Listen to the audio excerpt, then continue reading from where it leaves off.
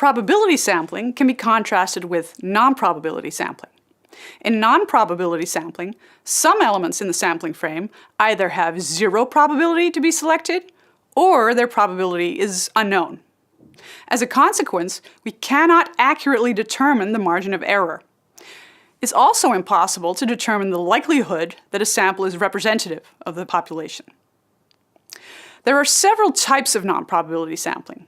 I'll discuss the four most common types: convenience sampling, snowball sampling, purposive sampling, and quota sampling.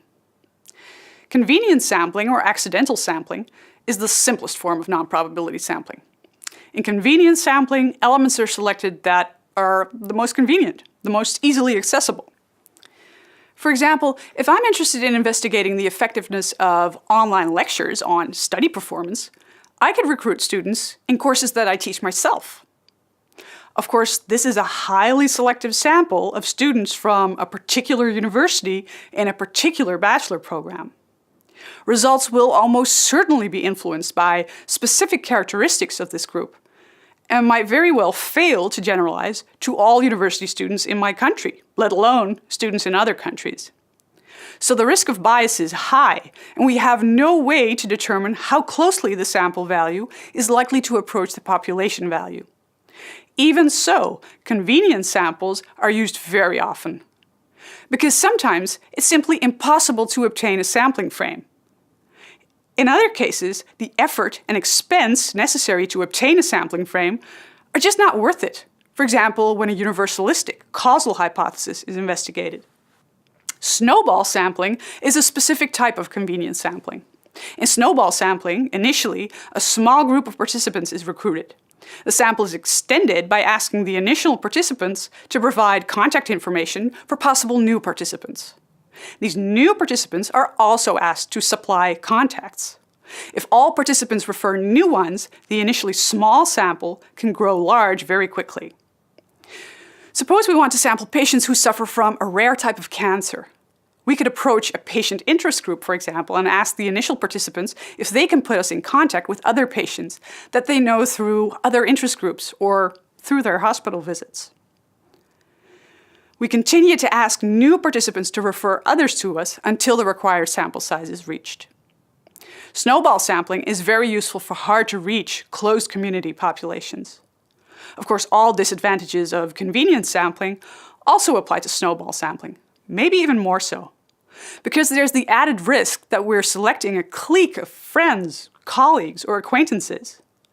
These people could share characteristics that differ systematically from others in the population.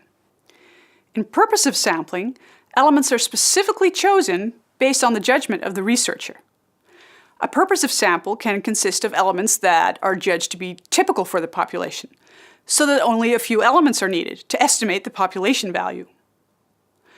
A purposive sample can consist of only extreme elements, for example, to get an idea of the effectiveness of social workers working with extremely uncooperative problem families. Elements can also be purposively chosen because they're very much alike, or reversely, very different. For example, to get an idea of the range of values in the population. Or elements can consist of people who are judged to be experts, for example, when research concerns opinions on matters that require special knowledge.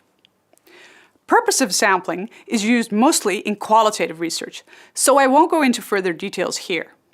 Suffice it to say that purposive sampling suffers all the same disadvantages that convenience sampling does. The researcher's judgments can even form an additional source of bias. Quota sampling is superficially similar to stratified random sampling. Participants in the sample are distinguished according to characteristics such as gender, age, ethnicity, or educational level. The relative size of each category in the population is obtained from a National Statistics Institute, for example. This information is used to calculate how many participants are needed in each category, so that the relative category sizes in the sample correspond to the category sizes in the population.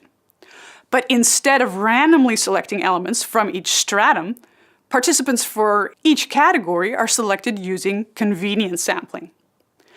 Elements are sampled until the quotas in all categories are met. Although this approach might seem to result in a representative sample, all kinds of biases could be present. Suppose the choice of participants is left to an interviewer. Then it's possible that only people who seem friendly and cooperative are selected. If a study uses non-probability sampling, the results should always be interpreted with great caution and generalized only with very great reservation.